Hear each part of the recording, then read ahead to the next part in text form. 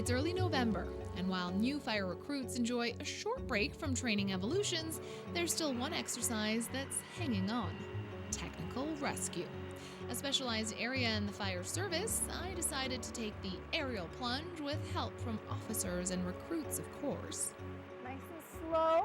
That's good, yeah. You all right? Yeah, I'm feeling good. You're looking at her bow. We're filming you.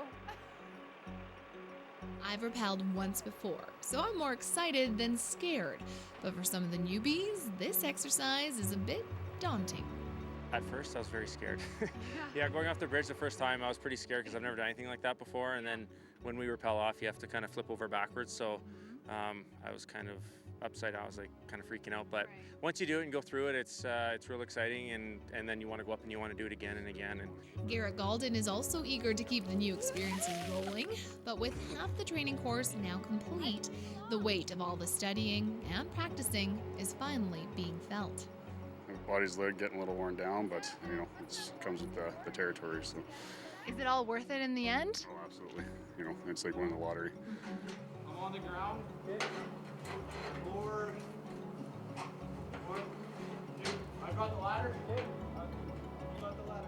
A lottery that involves tons and tons of repetition. From rappelling to ladder work, all facets of fire rescue is explored and conquered here at Poundmaker. We still have a long way to go.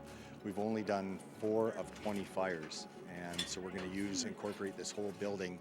And so there's a lot of work that still needs to be done, but we do baby steps, and then we start just practicing the skills a little bit better.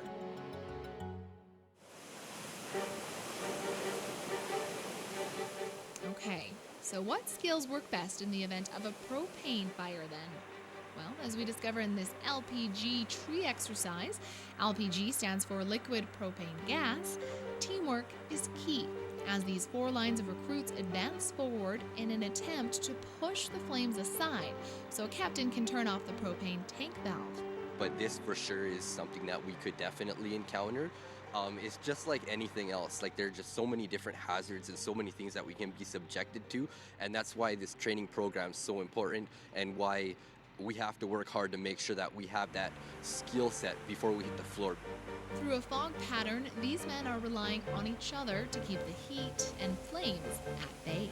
It's a good team building thing. They'll enjoy it. Each guy gets to go on the main nozzle once, so they'll have fun doing it. Fun? Looks more like danger to me. That's why I'm a reporter, and these brave men are soon to be firefighters. You have, less than 10 shifts left. How does it feel knowing you guys are approaching that graduation? It feels great. Starting to see that light at the end of the tunnel and excited to get on the floor and go from there. Like Captain Hudson said earlier, there's still a bit of a ways to go, but it's the journey that counts, right? That'll do it for this episode of Fighting Flames. Make sure to tune in next week as the boys get to put their PPE gear aside and in turn don their light blues. Hope to see you then.